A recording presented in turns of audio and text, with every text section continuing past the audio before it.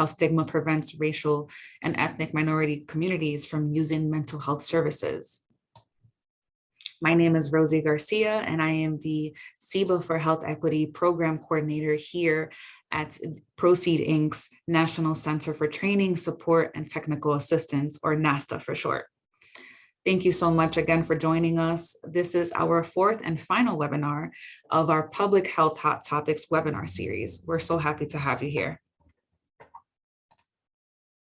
Just a brief overview of what you can expect to hear about today. We'll be going over a few housekeeping items.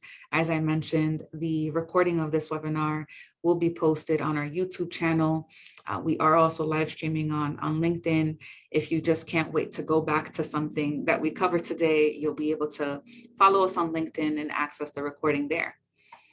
We'll go ahead and check in with everyone and see what types of organizations you're representing. And then we have an amazing presentation by Dr. Moreno, who you'll be able to hear from today. And we have some time set out for questions and answers.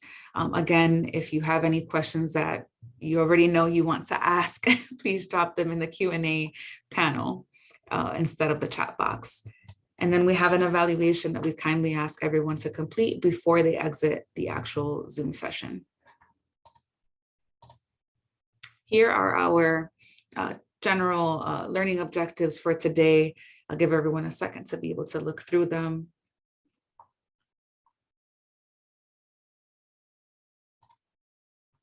And for those who may be having some trouble with their audio, please note that everyone is muted. However, if you just can't hear us, you can't hear myself or our featured speaker for today at any point, we do have one of my colleagues, Brenda Cruz-Scotton, supporting us today in this webinar as our producer, and you'll be able to message us and let us know, or message Brenda, excuse me, and let her know that you're having trouble with your audio, but please do try to switch to phone audio if needed. This option is available to you by clicking on the arrow next to the microphone icon. And I apologize that our box here highlighting this for you somehow shifted, but you'll notice that you have the option to switch to phone audio and call in so that you can connect to audio that way. And again, just another reminder before we get started with a few other items here. If you have any questions, please make sure that your questions go into the Q&A panel. We can't stress this enough. This will keep us from overlooking any of your questions in the chat box. However, you're more than welcome to express how great the presentation is in the chat box. Any other comments you'd like to share in there, you're more than welcome to. And you can actually continue to let us know where you're joining from. Is it New Jersey, PA? We saw a lot of folks joining from different places, Kansas, folks from Puerto Rico. So thank you so much. And today's session is a part of our SIBA for Health Equity program funded by the CDC. Through this program, we work with organizations to build the capacity of leaders and staff within community-based healthcare settings to identify and address health inequities at the organizational and community-wide levels. Great, so let's get started here. I'll be launching a poll that everyone should see on their screen right now. Please go ahead and answer these 3 questions on your screen. You'll need to scroll down to be able to answer the second and third questions. So the first question here, which region is your organization located in? Is it the West, East, Midwest, Northeast, the South, Caribbean? And if you happen to be joining us from a different area, please write that in the chat box. We'd love to know. Our second question here, what type of organization do you represent? Are you representing a hospital or medical group practice, a community-based organization, a government agency, be it federal, state, or local, a healthcare clinic or FQHC, federally qualified health center, or other? Please go ahead and write that in the chat box if you're joining from a different type of organization. And lastly, our third question, which of the following groups best describes your position within your organization? Are you part of leadership, as a director, manager, supervisor, or chair? Mid-management as a coordinator, consultant, specialist, frontline clinical staff, or your clinician, provider, perhaps a counselor, an RN? Are you frontline but non-clinical? Are you a case manager, a tester? Do you work in outreach? And other? We would really like to know what it is that you're doing at your organization, so please write that in the chat box. And it looks like a lot of folks are joining us from the Midwest and the East and the Northeast. So lots of folks from the East though. So very happy to see this. Some folks from the West and the South, some folks from the Caribbean. Really happy to see such a diverse group joining us today. Lots of folks here, about 60%, almost 60% of our group is from community-based organizations. About 14% government agency. Others are joining us from an FQHC or healthcare clinic. And lastly, we're seeing lots of folks here joining us as frontline clinical and non-clinical staff, mid-management, and leadership. So a very diverse group here today. Thank you all so much.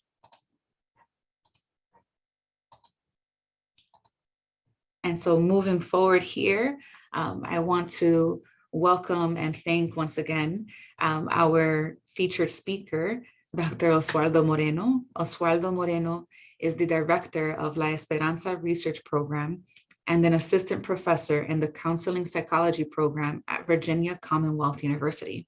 He earned a PhD in clinical psychology from Clark University, conducted predoctoral residency training at the Center for Multicultural Training in Psychology at Boston University School of Medicine, and completed a postdoctoral research fellowship at the Brown University School of Public Health. Broadly, his research involves understanding and addressing the mental health care disparities in the United States that affect individuals from low income and racial and ethnic minority backgrounds. His research program includes both applied and basic research that lie at the intersection of cognitive behavioral theories, prevention science, and cultural and contextual approaches, including the psychology of religion and spirituality. His research projects have included randomized controls trials, evidence-based practices, culturally sensitive interventions, prevention for Latine youth and families, as well as substance use and mood disorders. So thank you so much for joining us here. Dr. Moreno, you're more than welcome to turn on your video here if you haven't already, and I'll be passing things over to you. Thank you once again. Thank you for having me here and inviting me to be able to talk about such a timely topic. Welcome, everyone. I, too, am here at the East Coast, so it's about 1 p.m. my time. And it is a pleasure to be able to not only be with you all to discuss this topic, but it's been an honor to be able just to continue to engage on a passion of mine to be able to reduce health disparities, promote health equity within marginalized groups, primarily within racial, ethnic, minoritized communities. If I can be a little bit more specific, a lot of my work really focuses on Spanish-speaking, Latin and immigrant communities. So with that said, why don't we dive in for the next couple of minutes? So if I can get the next slide. For the next couple of minutes, what I really am hoping that we can cover is if we can just have a conversation on understanding stigma in relation to racial, ethnic, minoritized groups. And for the purpose of moving forward, I'm going to call racial and ethnic minorities RAMs. So we're going to understand stigma in relation to RAMs, as well as understand the concept of stigma within the literature and how that's connected to prejudice, how that's connected to discrimination, and how that really impacts mental illness as well as help-seeking behaviors. So that leads me to my third point in terms of understanding how stigma affects people with mental illness, and specifically those with REM, those that are racial, ethnic, minoritized communities. specifically with the intersectional elements, perhaps of sex, socioeconomic status, poverty, and so forth. Then we really hope on really creating some implications on how to combat stigma in relation to this type of work, to be able to improve access to care, as well as to be able to tell a different story of lived experiences in our communities. If I can get the next slide, please. So why racial ethnic minoritized communities? We know that the biopsychosocial and environmental conditions in which people live and develop. We know that people are surrounded by environmental factors, and these biopsychosocial factors really impact health. We know that broadly, it looks at social, structural, as well as political systems. So it's not just within the neighborhood of where one lives. It's not just really the housing composition or the family structure, but it's also around communities. It's also around culture. It's also around policies that really shape the conditions of the daily life of individuals. Largely, it shapes individuals' physical and mental health. And when an individual is navigating these conditions, we're going to call that social determinants of health.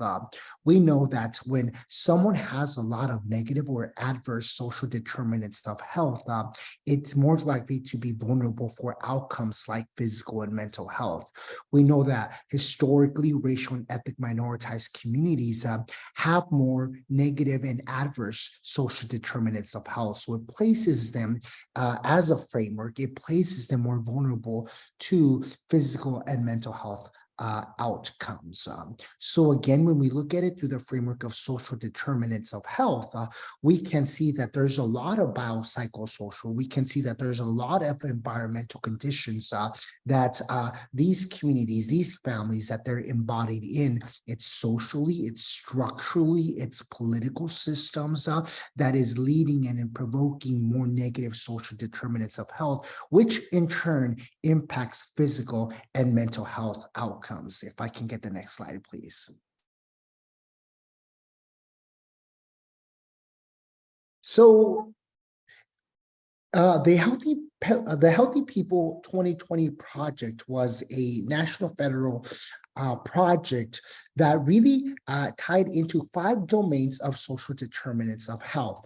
So when we think about social determinants of health, we want to be able to look at all these different domains that perhaps may be impacting outcomes, such as mental health, physical health, and so forth. One of them, for example, is economic stability, really looking at, for example, food insecurity, looking at employment opportunities, looking at housing instabilities, and even poverty, how the economic stability will impact structures of social determinants of health, which will impact health outcomes. So a lot of this is where financial stress can come in. This is where having no insurance will be coming in. So these economic stabilities or instabilities may lead to one factor, according to the Healthy People 2020, to have these outcomes. So when we have economic stability, then people will be able to live in their social situations healthier. But when economic instability occurs, health diminishes. Another area is really looking at health and healthcare. So thinking about access to healthcare or access to primary care, looking at health insurance again, health literacy, health knowledge in regards to whether understanding true facts about health or really looking at it through like stereotypes, myths about certain illnesses. So when we have health and health care, then that will lead to people living a life that is healthier. And when health and health care diminishes, then that will lead people to be more susceptible to be unhealthy. Another area as well is the social and community context. So really thinking about social support, really thinking about cohesion in the community or the social context. This could be through family, this could be socially, this could be aspects of discrimination. So when we have social and community context of support, that will lead to people to be healthier. And when this is absent, that may lead people to be more vulnerable to more illnesses such as mental health. The other component being education, really thinking about the types of education that are present. So early childhood education, high school enrollment, graduation rates. But the one component is the literacy, really thinking about the literacy around health, literacy around illness, really literacy and knowledge and understanding of just data around mental health broadly defined. So when folks have education, when they have literacy, when they have knowledge, that may lead to more health, having people have a more healthy lifestyle. And when education is absent or diminishes, then illness may arise. And the fifth component is neighborhood and built environment. So really thinking about the quality of housing, really thinking about neighborhood crimes, really thinking about environmental conditions, as well as access to food. So broadly defined, the Healthy People 2020 project really conceptualizes people being healthy when we really look at these domains that if we look at economic stability, we look at health and healthcare, when we look at social and community context, when we look at education, as well as neighborhood and built environments, this may perhaps promote more health promotion. And so when we look at within racial and ethnic minoritized communities, we can think of like negative life events. In kids, we can think of adverse childhood events that may be social determinants. When we connect it to this, it may either impact them to be healthier or perhaps have more illnesses. Next slide, please. And well, we hear a lot of conversation about health equity and health inequality, really thinking about, well, what do we want here? Do we want health equality or do we want health equity? And so when we think about health equality, we're thinking about everyone has the same opportunity. So within the Healthy People 2020, all these domains, everyone should just be prioritizing these domains equally because all communities perhaps may need this. And so, for example, free checkups for everyone in all communities should be allowed to have free checkups, free resources, perhaps for everyone, or providing free reduced lunches to students. That is health equality. However, health equity really looks at the opportunities based on the need. So this is where it takes a more tailored approach. And health equity is where it starts really looking at a needs assessment. What are the needs in the community? What are the needs in families? So perhaps with racial, ethnic, minoritized communities, there may be specific needs around these domains of the social determinants. And because of that, then the health equity talks about really tailoring it to the need. For example, free checkups to those who can't afford it or do not have insurance, but not so much a free checkup for those that can afford it, or specific resources available depending on the need of each individual. So really assessing, again, doing a needs assessment that will then allow us to look at what are the needs of the individuals and the communities and what specific resources are available to be able to support these needs. Another example, again, is providing free reduced lunch to students who are in need and cannot afford it. And the goal would be, of course, health equity more than health equality.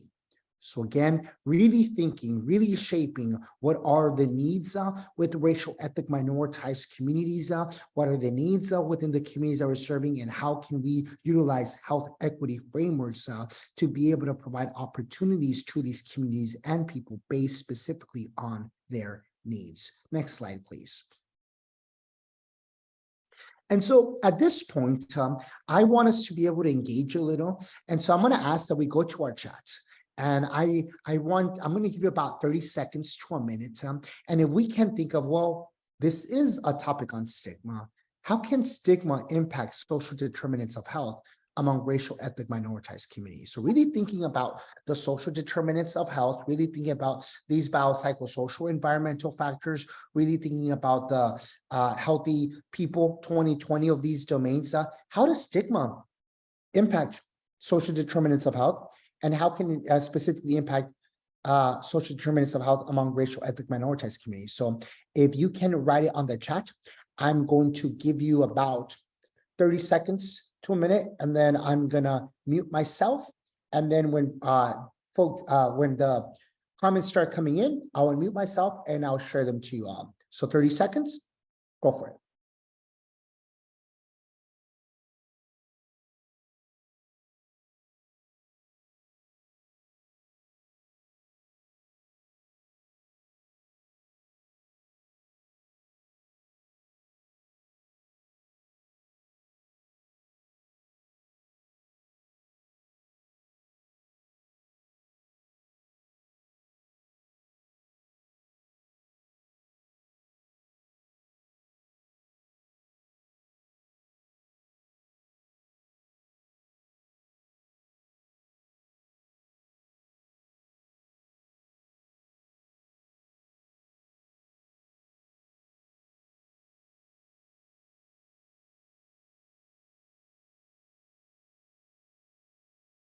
The questions are starting to come in.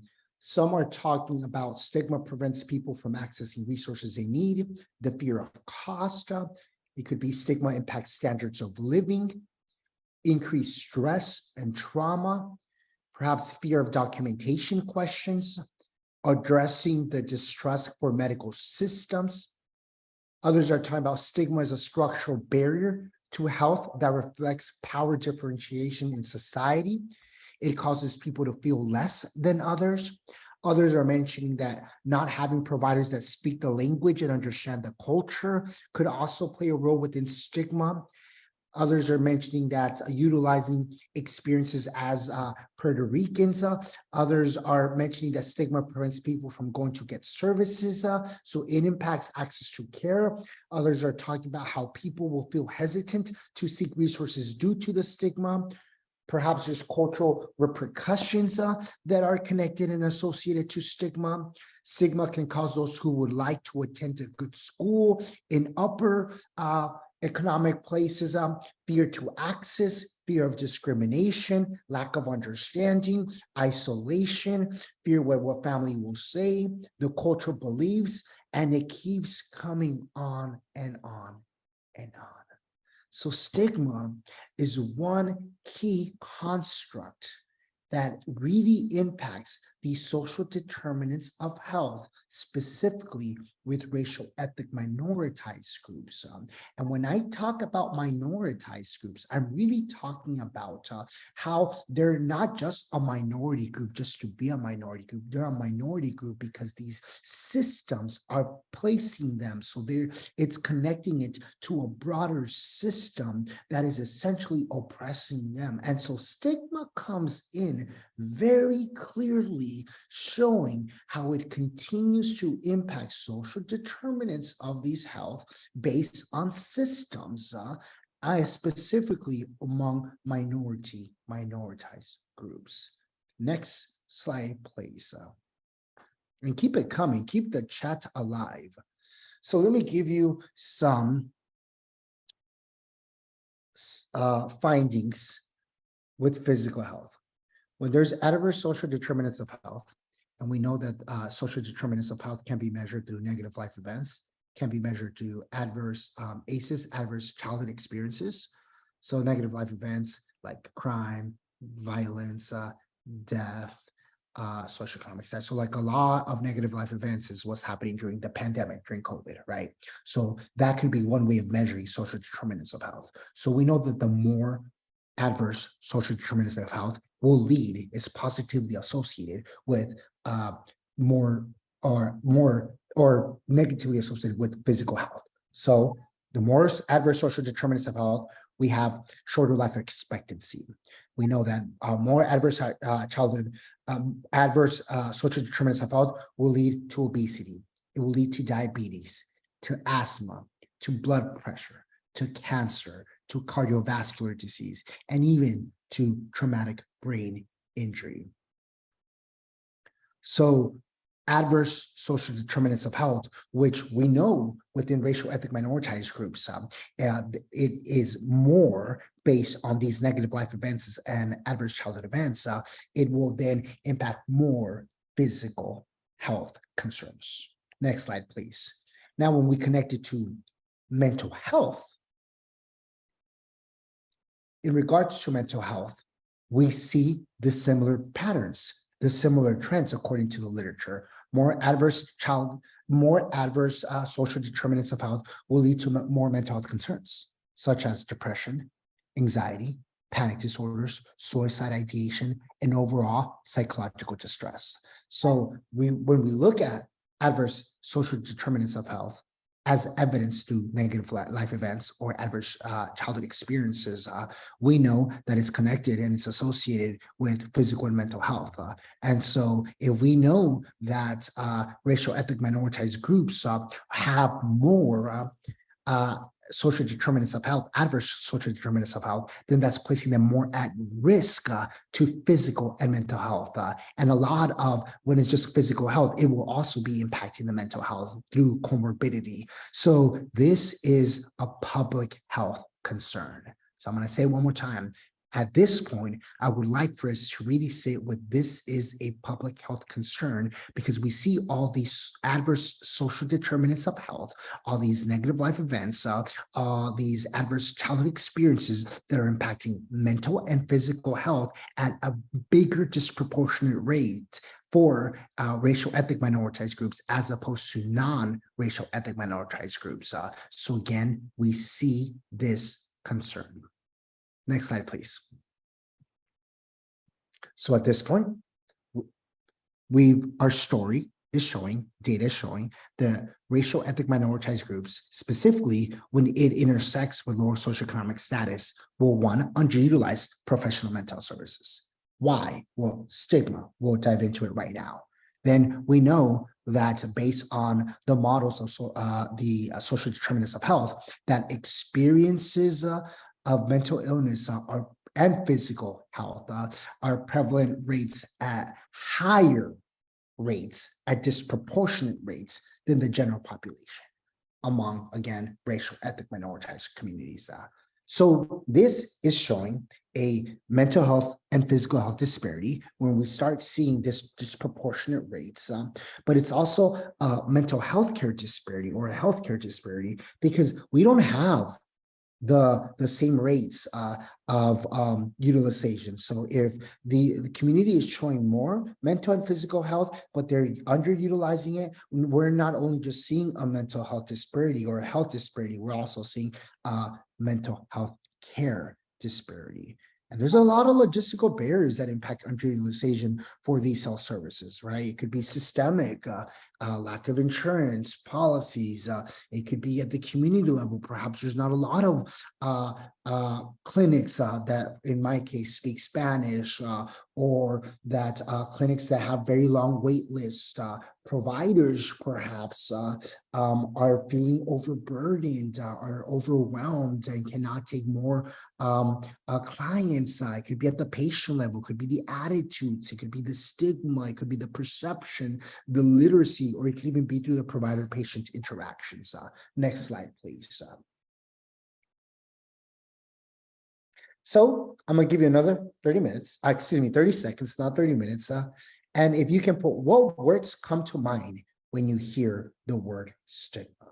So at this point, I have outlined why this is a public health concern within racial ethnic minoritized groups. Now let's dive into stigma and to see how this is connected. So they're starting to come in: shame, judgment, fear, marginalized, ignorance, generational, isolation, judgment, deep-rooted fear, shame, labeling, anxiety, scared, racism, trauma, abandonment. This is good. I appreciate all this engagement. Stress, neglect, you get the point. You get the point. Next slide, please. So when we think about stigma as a concept, we see that stigma in the context of mental health is pretty much negative association between a person or a group of people who share certain characteristics and a specific disease. We know that stigma is connected to discrimination and prejudice as well. But when, again, thinking about stigma as a concept, specifically within the context of mental health, there are these negative associations between a person or a group of people who share certain characteristics, who may share certain symptomatology or certain diagnoses, and that leads to discrimination and prejudice. But it's key to look at stigma through various ways. Stigma at the individual level, which others call it self, really thinking about all the internalization, all the negative stereotypes, that all the attitudes, all the shame that one is talking about, all the stress, all the fear, that's at the individual level. At the public level is really looking at discrimination, really looking at the devaluation of others. This perhaps is where like a lot of the stereotypes can come in. This could be like the views, right, that some folks have around folks that may have mental health. And the systemic, some we're talking about, this is where the systemic racism can come in. This is where the healthcare system can come in, why reduce access to care and the resources due to policies. So when we think about stigma as a concept, yes, there are these negative associations between people or a group of people who share certain characteristics, but it's important to really look at stigma as a concept at multiple levels, at the individual level, at the public or environment or the environmental level, or at the systemic level. Next slide, please. So I found this online, and I found this model to be quite insightful of how stigma is connected to prejudice and discrimination. So stigma, the model will show that stigma are essentially ideas. It starts as an idea. It starts as an attitude. This could be through socialization. This could be through environmental myths around certain individuals. So like people with mental health challenges are incapable. They could be fragile. It could be dangerous, or cannot recover. So like, okay, where are these ideas coming from? It could be through just out on the streets. It could be through film. It could be through music. It could be through so many different ways. But the stereotype starts through the idea. And so when we talk about mental health, we hear within our communities a lot of these ideas and stereotypes. No, I cannot have depression because I'm not crazy. That is a stereotype. That is an idea. No, I'm perfectly fine. It's like, it's not impacting myself. So again, it starts with these ideas that lead to stereotypes about folks who have mental illness, or what even mental illness looks like, or what going to care looks like as well. That idea can then lead to a belief, and the belief can then transfer into a prejudice. For example, they are scary, they are shameful, they are less than, they are crazy, they cannot be proactive in society. And so that itself, the stigma, the belief then turns into the prejudice. So while the idea turns into the stereotype, the belief turns into the prejudice. And then when it turns into action, then that's when the discrimination starts coming in. Whether it's socially, I don't want to be around people. I don't want to work with people with mental illness. I'd rather be by myself. I'd rather leave them alone socially. I'd rather not hang out with them.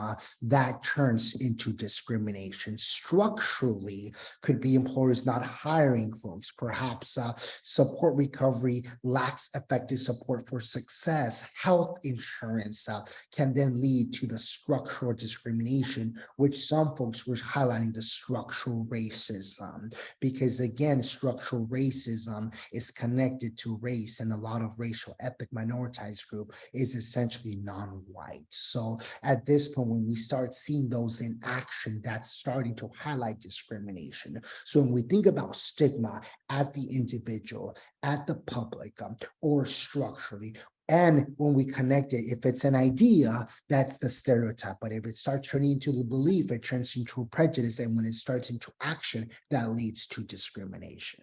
Next slide, please. And I'm going to go a little bit quick just so we can have some questions. So I'm going to give you about 30 seconds this time. How is internalizing stigma different than externalizing stigma? How is internalizing stigma different than externalizing stigma? So the Latino Hispanics have a huge problem with the idea that depression, anxiety isn't real, and then mental health problem means that you're crazy, right? Self-talk versus talking to others, okay. Internalizing is not seeking assistance. Internalizing stigma is how you judge you judge others, okay.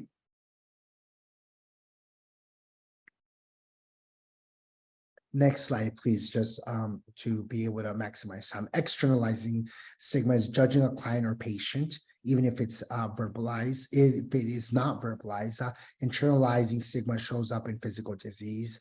So when we think about externalizing stigma, we're externalizing stigma is more around public and how it induces internalizing, which is self-stigma. Externalizing stigma is influenced by social determinants.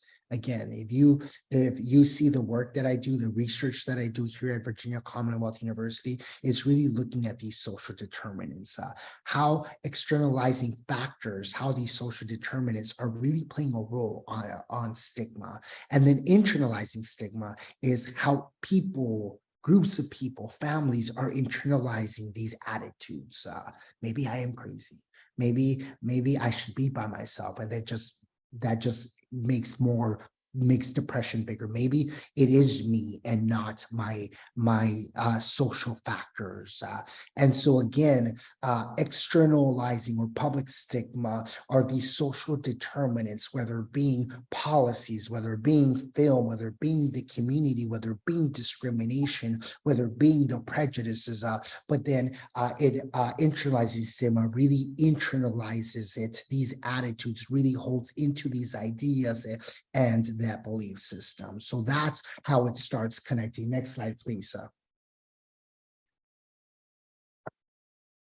And so this model looks at all the different levels. So this is very systemic. So like Bronfenbrenner psychological systems model highlights that imagine if you had a rock and you threw it in the lake.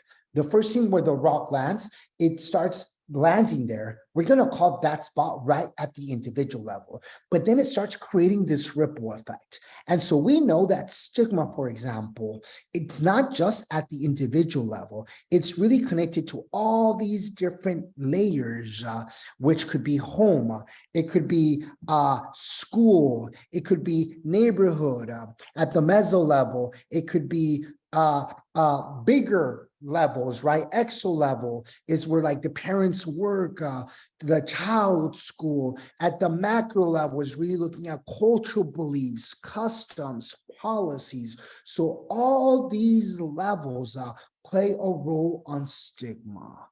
So individually, at the individual level, it's highlighting internal stigma, but outside of these other, at the individual, it's highlighting how the external stigma is coming in. So we see this a lot where, hey, if someone is believing is internalizing stigma as attitudes of like, I am no one, I shouldn't go to care, I shouldn't go to therapy. That's potentially coming from somewhere, but it's also being influenced by all these different systems through externalizing stigma. Next slide, please.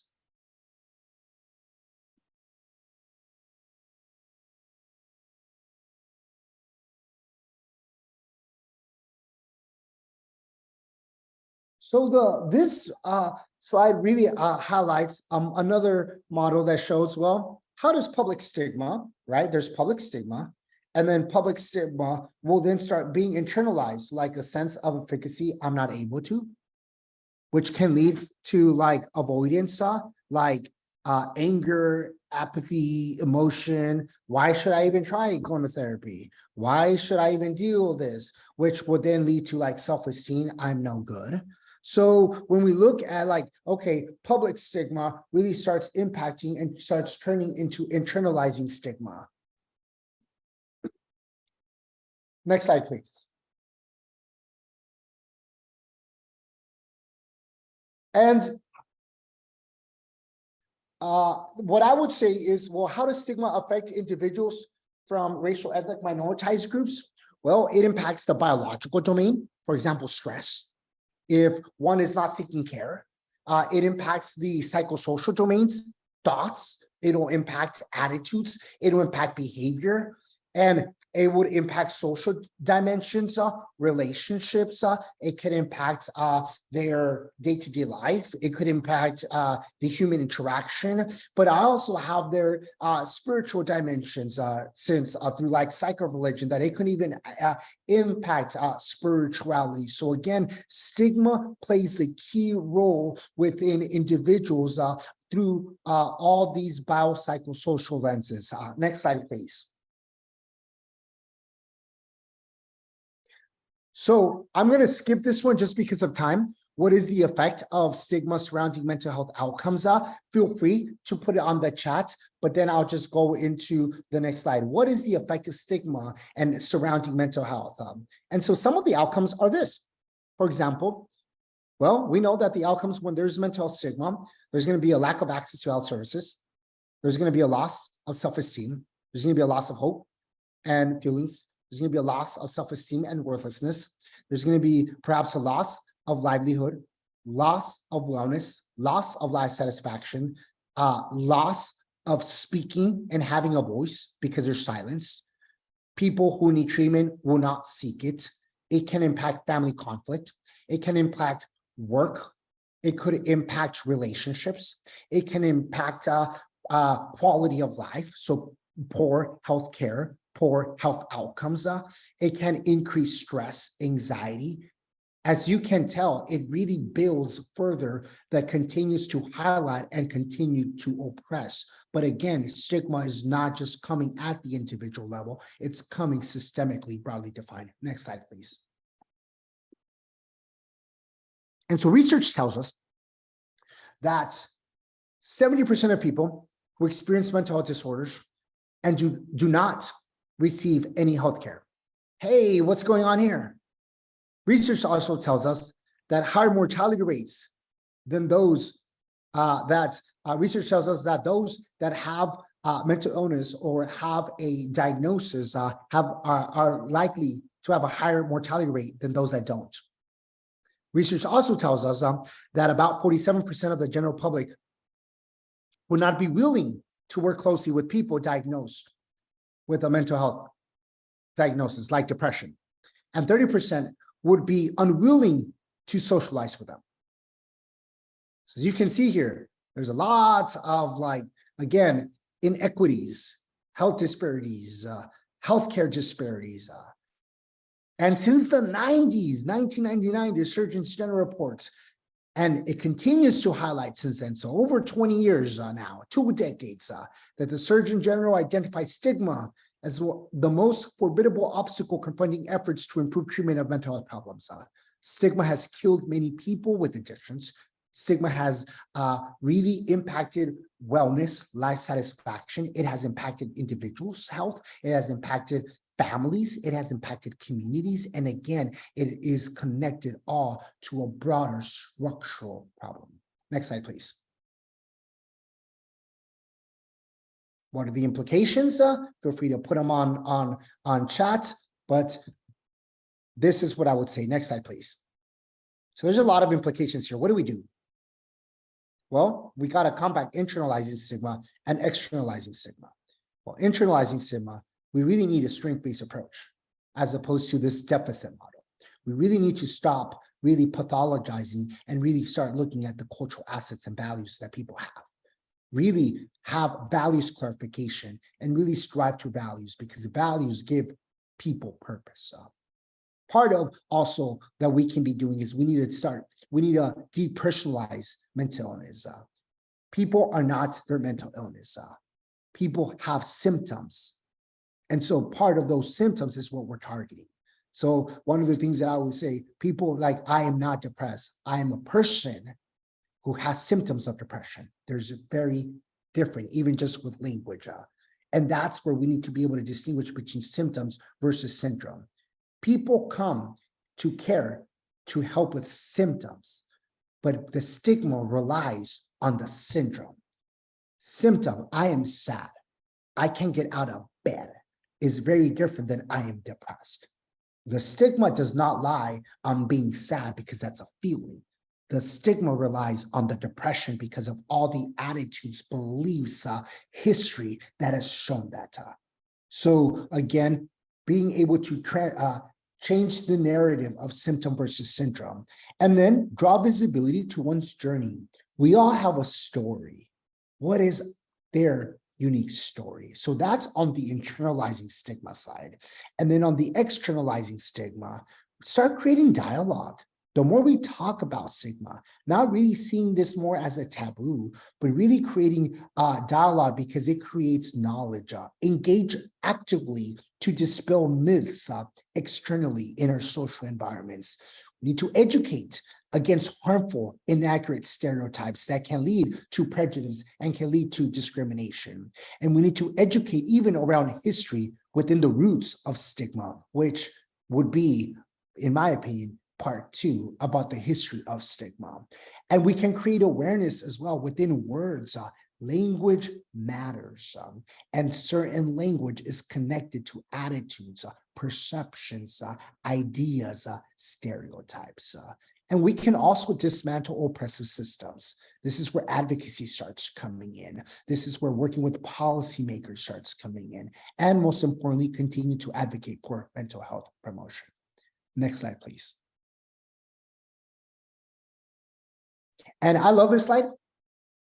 I won't dive much into this just because of time, and I want to open up to Q&A, but really highlighting resilience. Resilience, really pushing for resilience, really looking at the maintaining emotional equilibrium, coping with stress, coping with hardship, and really looking at facing adversity with strengths. So again, really highlighting a strength-based perspective and how that could impact the biological, the psychological, the social cultural, and if I can add one more in there, the spiritual. Next slide, please. And so with that, I close with this. Stigma does not lie at the individual level. It's individualized, but it's also externalized socially, and it's also systemic. And stigma plays a key role with symptomatology, but it also plays a key role with access to care. And so this is where an opportunity to really look at it through health equity, dismantling systems that continue to oppress and that continue to create health inequities and healthcare inequities within racial, ethnic, minoritized groups. And with that, I open it up to questions in the chat. Thank you. Thank you so much, Dr. Moreno. I want to go ahead and just let everyone know to please add their questions in the Q&A panel. It looks like we did just get another question. It is good to seek help from people. How do you deal with trying to seek help from something when you need it and you are stigmatized? So that's a major concern. I'm sure many of us can either relate to it personally or know someone who has been hesitant to seek assistance or help due to stigma. So again, the question is, how do you deal with trying to seek help from something, from something when you need it and you are stigmatized? Well, that question is highlighting internalizing stigma and externalizing stigma. And so my answer would be, we have to respond to it very differently in regards to the type of stigma. In regards to the internalizing stigma, is really looking at the strength-based approach. What are the strengths? What are the values of individuals to be able to get? Perhaps value is quality of life. Perhaps value is thriving life satisfaction. How can we push that forward? That's internalizing stigma, and that's reframing at the individual level, empowering the individual to then perhaps engage in access to care. In regards to externalizing stigma, this is where the advocacy starts coming in. This is where the dialogue starts coming. Perhaps if the stigma is coming from family, would be to start having more conversations around mental health, really perhaps challenging myths, challenging stereotypes, challenging attitudes that are really impacting, because if we don't, that turn into a belief, which can turn into a prejudice, and then it can lead to an action which leads to a discrimination. So my response would be, hey, remember internalizing and externalizing and trying to respond proactively to each level. Thank you so much.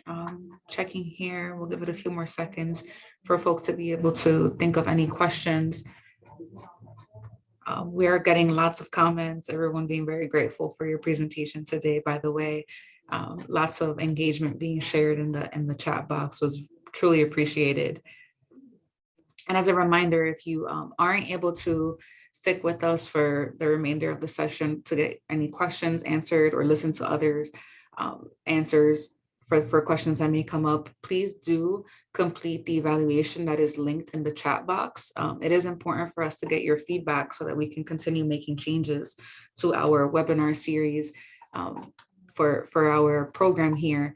And again, so that link, is in the chat box, but we are available to you for the next couple of minutes to get more questions answered. So please do ask your questions, add them into the Q&A panel. In the meantime, Dr. Moreno, feel free to elaborate on anything else that you'd like to share. I don't see a question so far.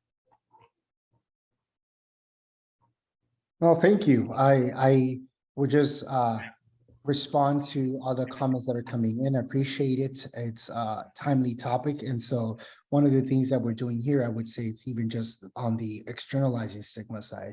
I encourage you all, just like we're doing here, that we're having dialogue. We're really gaining more knowledge and insight, and to start doing the same thing in our social locations, whether it's in our, wherever that's at. It's in our communities where we work and with our clients.